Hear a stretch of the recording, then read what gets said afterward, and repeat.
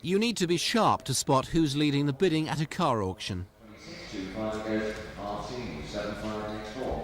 You have to be even sharper to spot a real bargain. In the second-hand car world, all is not always what it seems. This is the car that Mr. Brooks bought, an immaculate 1982 Vauxhall Cavalier. Auction price £2,775, mileage 33,000. Unfortunately, the specification noted ominously that the mileage couldn't be guaranteed, and how right that proved to be.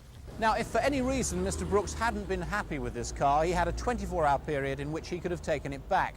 But to find out some more information, he really needed the logbook.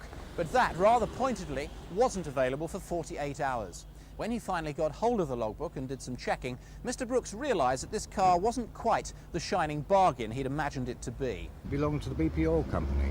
Now, you rang them to find out its history. What did they tell you? Well, to my horror, I found out that the vehicle had done 61,000 miles. And how many miles did it record when you bought it? 33,000. Now, if this car had truly said 61,000 miles on the clock, how much more money or less money would you have paid for it? I would have thought somewhere around about £500 less.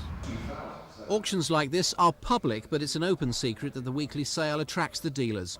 If the mileage had been clocked or turned back, it was no surprise to the local Trading Standards Office. A survey carried out in 1983 in one of the southern counties on about 570 cars showed that 51% of those had been clocked.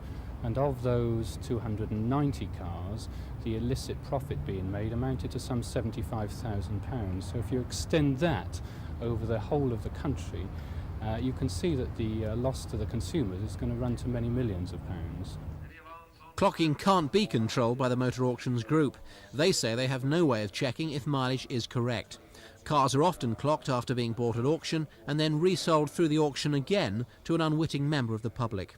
If you believe you have been conned, then you can complain to the local OFT office, which also provides this guide. In the second-hand car world, it's far too easy to be taken for the wrong sort of ride. Lindsay Charlton in Brentford for Thames News.